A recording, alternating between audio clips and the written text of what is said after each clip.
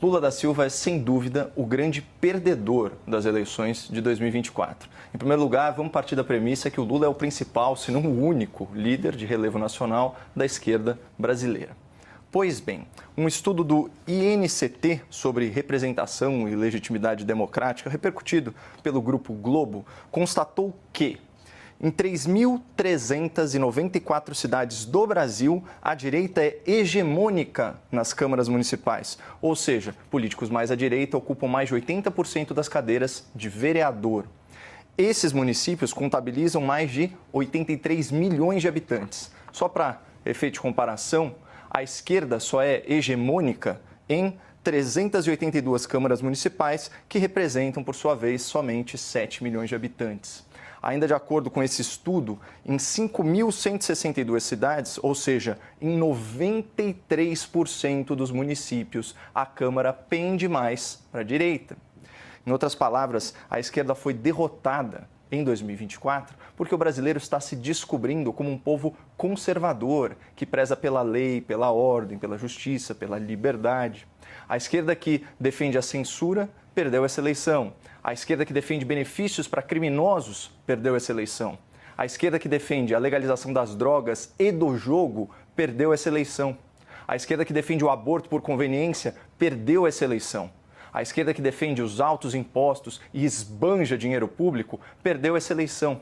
E a esquerda que hostiliza o nosso agro, hostiliza a nossa polícia e hostiliza os nossos empreendedores, perdeu a eleição. E o caso mais ilustrativo dessa grande derrota da esquerda socialista, da esquerda progressista, aconteceu aqui na minha cidade.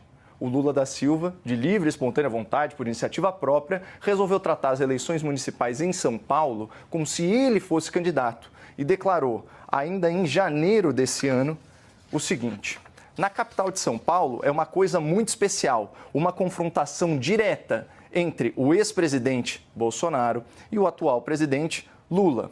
É entre eu e a figura. Aí a audiência me perdoe o erro de português, mas é que eu estou citando Lula entre aspas. Um dos slogans da campanha petista, publicado reiteradamente nas redes oficiais do PT, era esse aqui: Lula é Boulos e Boulos é Lula.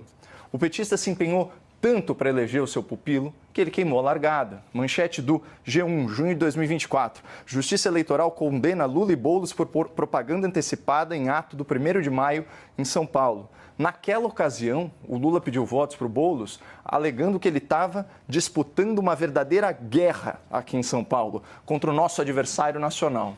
Portanto, foi o Lula quem primeiro nacionalizou a disputa política, polarizou o debate público e incitou a animosidade que deu tom à campanha.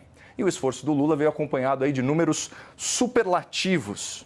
Boulos recebeu 44 milhões de reais do PT, além de 36 milhões doados pelo PSOL. Ou seja, o candidato que alegava defender os mais necessitados foi o candidato no Brasil que mais desperdiçou dinheiro público para se autopromover, 70 milhões de reais. Vocês sabem qual foi o resultado? Vamos comparar.